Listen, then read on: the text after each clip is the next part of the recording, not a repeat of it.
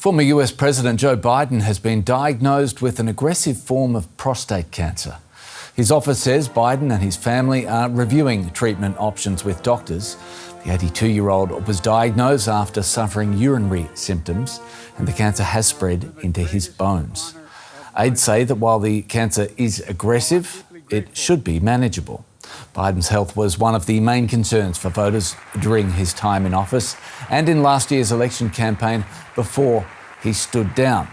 President Trump says he's saddened by the diagnosis. Well, DW reporter Stefan is standing by for us in Washington, D.C. Stefan, what more do we know at this point? Well, we know that the former President Joe Biden is at the moment in Delaware. He is assumingly surrounded by his family, trying to process this diagnosis, which he received on Friday. Last week, Monday, the president went to the doctors and was examined because he had urinary problems, or increased urinary problems, reads the statement at least. Last Friday, he received this diagnosis, which is indeed a devastating diagnosis. Why is that? Because, as you mentioned, and as the statement from the Biden family mentioned, this cancer is already in his bones. It has metastasized. It is actually, and I have to read this here, a prostate cancer which is characterized by a Gleason score of 9. What does that mean? That means there's a Gleason score from basically 0 or 1 to 10. If it reads 6, then there is cancer, and the prognosis is fairly good to cure the cancer. This kind of cancer already metastasized in the bones of the former president, and at a Gleason score 9 is incurable. It's not curable, it's manageable, and that's why those words, or this term, was used in this statement.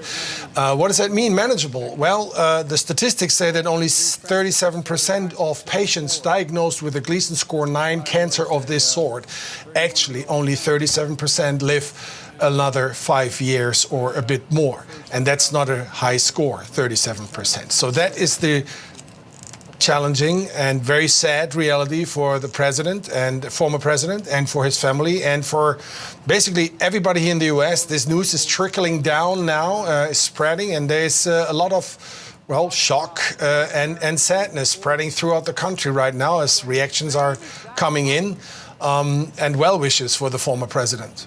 Yeah, it's a tough road ahead. Biden's health, Stefan, and fitness for office were big talking points during the election.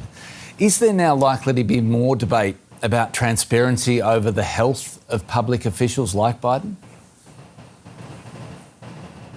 Yeah, I think you're hitting the nail on the head there. Yes, that is definitely to be expected. And why is that? Because it was, before we received this news of this cancer diagnosis, not to be a good week for Joe Biden. Why? Because there is a book release coming out this Tuesday, and be ready for this title. It's a little lengthy, but Original Sin, President Biden's decline, its cover-up, and his disastrous decision or choice to run again. So this book is already on the bestseller list and on the first place. And why? Because there's so many people already ordering this book, because it promises to really lift the veil on how bad it was for Joe Biden and what the White House staff, or his staff, did to cover it up. The decline, you mentioned it. There was a lot of talk in 2024 after this disastrous TV debate with Donald Trump about his mental acuity. There were questions asked, and of course, he never recovered from this, as a month later he stopped running for office and stepped down, so Kamala Harris could take over and try to become president. Now, I have to say, this will be in the focus this week, and probably the transparency of what presidents are expected to reveal about their health when they are in office, when they get into office, during their office time, and if they decide to run again. This will definitely a top topic for the next weeks, maybe month, and it will maybe never stop.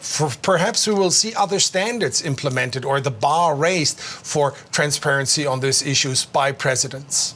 So we need to touch briefly on Donald Trump then, I guess. He said he's saddened by the diagnosis. The White House doctor recently said Trump is in excellent health, but he is now 78 years old.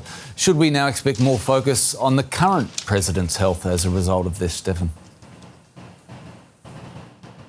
Yeah, of course. But however, there is no guarantee that Donald Trump will play ball. That's pretty much it. He's in good health, and that's all he reveals. There is no details. And there are a lot of people, of course, who doubt that he would ever say anything in regards to a declining health or a health issue.